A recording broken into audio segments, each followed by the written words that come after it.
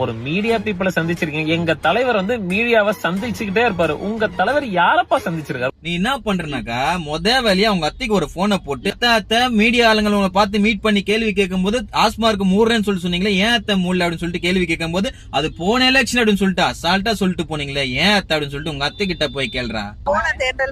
தளபதி விஜய் அண்ணா அவர்களை போய் பேட்டி கொடுக்கணும். எதுக்கிட்ட அவரு பேட்டி கொடுக்கணும் நான் கேக்குறேன். பேட்டி கொடுக்குறது அப்ப இருக்கட்டும், போன பொங்கலுக்கு மக்கள் வரி பணத்துல கொள்ளடிச்சு வச்சிருக்கீங்களா, அந்த பணத்துல ஒழுங்கா ஒரு வேட்டி கொடுத்தீங்களா? எங்கயோ லாட்டா வாங்கி வந்துட்டு இருக்காங்க. அதுல வேற பாத்தீங்கன்னாக்கா ஒட்டிக்கோ கட்டிக்கோ பட்டு வேட்டி கொடுத்த மாதிரி பில்டப் வேற. பேட்டி கொடுங்க அப்படின்னாக்கா கரூர்ல நடந்த சம்பவத்துக்கு நீங்க தான் காரணம் அப்படின்னு சொல்லிட்டு தமிழ்நாட்டு மக்கள் முழுவதும் பேட்டி கொடுத்துட்டு இருக்காங்க. பத்தாதா இதுல தளபதி விஜய் அண்ணா அவர்களோட கொடுக்கணுமா? கொடுப்பாரு. ஒரு 20 நாள் வெயிட் பண்ணு. சட்டசபையில சரியான சம்பவம் இருக்குது. தளபதி விஜய் அண்ணா அவர்களை பேட்டி கொடுத்த உடனே உங்களுக்கு ஒரு டியூட்டி ஸ்டார்ட் ஆயிடும், நைட் டியூட்டி. புழல் ஜெயில உஷாரா இருந்துக்காங்க, ரெடியா இருந்துக்காங்க.